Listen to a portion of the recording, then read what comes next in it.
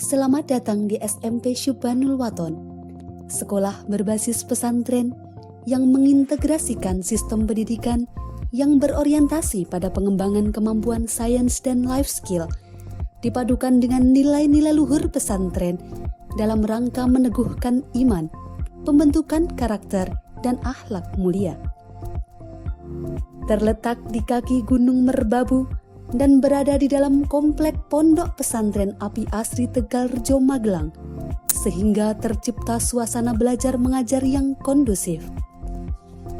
SMP Syubbanul Waton menyandang predikat akreditasi A, berdiri pada tahun 2009 dengan mengusung visi membentuk peserta didik yang religius, terampil, dan unggul dalam prestasi.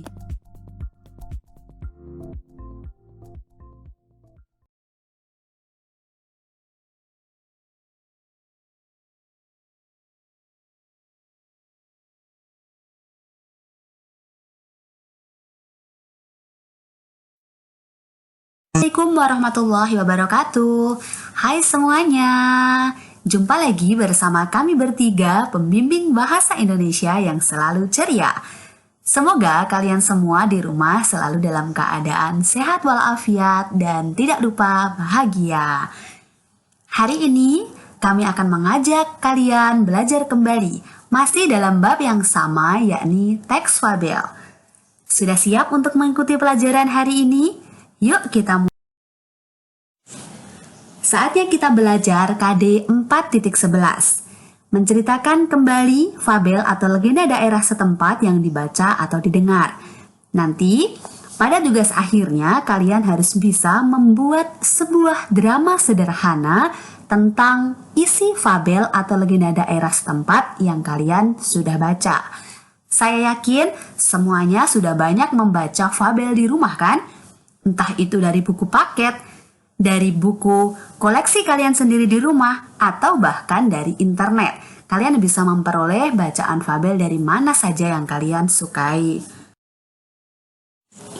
Mari kita pahami langkah menceritakan kembali isi fabel. Yang pertama, baca fabel dengan seksama dari awal sampai akhir. Jangan membaca melompat-lompat ya. Kalau kalian sudah banyak membaca fabel, cukup pilih satu yang kalian sukai saja, kemudian baca ulang dari awal sampai akhir. Tujuannya apa? Agar kalian benar-benar bisa memahami isi fabel yang akan kalian dramakan. Selanjutnya, catat tema, tokoh, sifat tokoh, dan latarnya. Ini akan membantu kalian dalam menceritakan kembali isi fabel. Saat menceritakan kembali isi fabel, si pencerita atau kalian harus bisa benar-benar mengacu pada tema, tokoh, sifat tokoh, dan latar fabel yang didengarkan atau dibaca tersebut. Jadi kalian tidak boleh sampai keluar dari alur cerita. Apalagi ketika nanti kalian praktik berdrama, maka harus diperhatikan betul sifat tokohnya seperti apa, agar nanti ekspresi yang kalian keluarkan pada saat drama bisa cocok atau pas dengan karakter tokoh.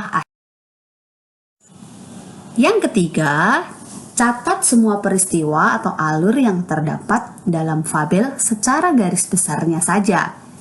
Misalnya, satu cerita lengkap cukup kalian pahami dengan mencatat 5-6 peristiwa atau kejadian penting saja, supaya pada saat nanti berdrama, kalian benar-benar tahu alurnya bagaimana dari awal bertemu dengan konflik atau nanti sampai konflik mulai mereda dan akhirnya selesai.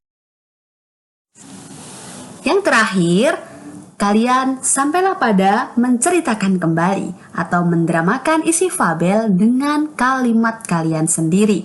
Namun harus diingat, tetap harus sesuai dengan isi dan urutan fabel yang kamu dengar atau kamu baca.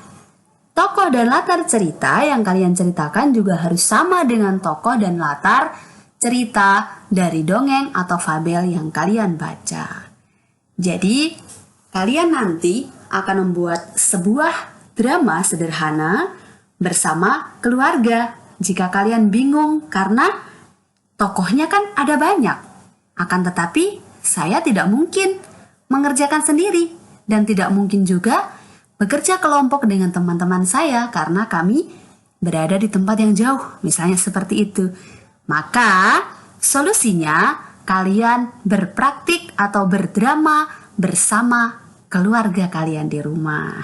Nanti bisa minta bantuan ya kepada ayah, ibu, nenek, kakek, adik, atau sanak saudara terdekat kalian di rumah. Jadi nanti kalian bisa sambil minta bantuan, sambil juga mempererat hubungan antar keluarga ya.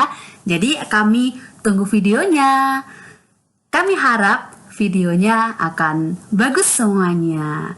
Pokoknya nanti untuk aturannya, videonya berapa menit maksimalnya, dan harus dikirim ke Google Form caranya bagaimana, semua bisa kalian simak di Google Form ya. Oke anak-anak.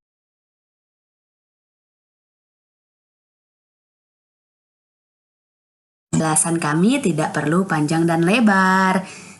Kami, Bu Hamdanah, Bu Puji, dan Bu Eli mengucapkan terima kasih kepada kalian semuanya atas perhatiannya hari ini. Kurang lebihnya kami mohon maaf. Kami akhiri. Wassalamualaikum warahmatullahi wabarakatuh.